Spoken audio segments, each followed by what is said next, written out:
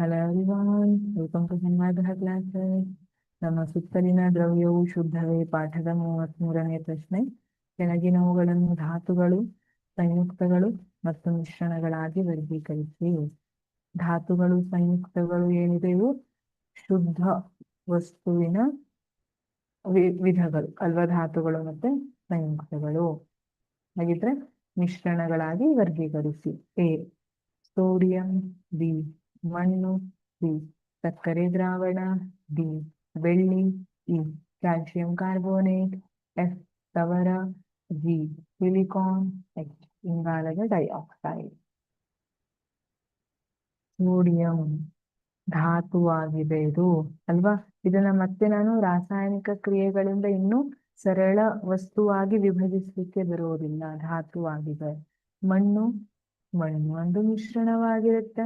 ಮಣ್ಣಿನಲ್ಲಿ ಬೇರೆ ಬೇರೆ ಕಂಟೆಂಟ್ಸ್ ಇರುತ್ತೆ. ಗೊಬ್ಬರದ್ದಿರಬಹುದು ಅಥವಾ ನೈಟ್ರೋಜನ್ ಇರಬಹುದು. ಈ ತರ ಬೇರೆ ಬೇರೆ ಕಂಟೆಂಟ್ಸ್ ಇರುತ್ತೆ.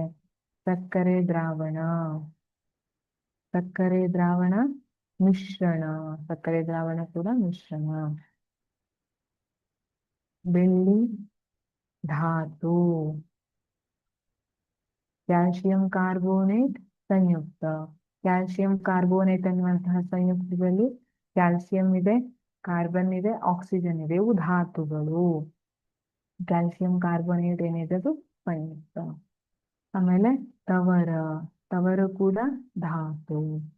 ಸಿಲಿಕಾನ್ ಧಾತು. ಇಂಗಾಲದ ಡೈಆಕ್ಸೈಡ್ ಸಂಯುಕ್ತ. ಇಂಗಾಲ ಮತ್ತೆ ಆಕ್ಸಿಜನ್ ಸೇರಿ ಇಂಗಾಲದ ಡೈಆಕ್ಸೈಡ್, ಕಾರ್ಬನ್ ಡೈಆಕ್ಸೈಡ್ ಸಿಗ್ತಾ ಇದೆ ಅಲ್ವಾ. ಇದು ಸಂಯುಕ್ತ. ಎರಡು ಅಥವಾ ಎರಡಕ್ಕಿಂತ ಹೆಚ್ಚಿನ ಧಾತುಗಳಿಂದ ಮಾಡಲ್ಪಟ್ಟಿರುವಂತದ್ದು ಸಂಯುಕ್ತ. Thank you.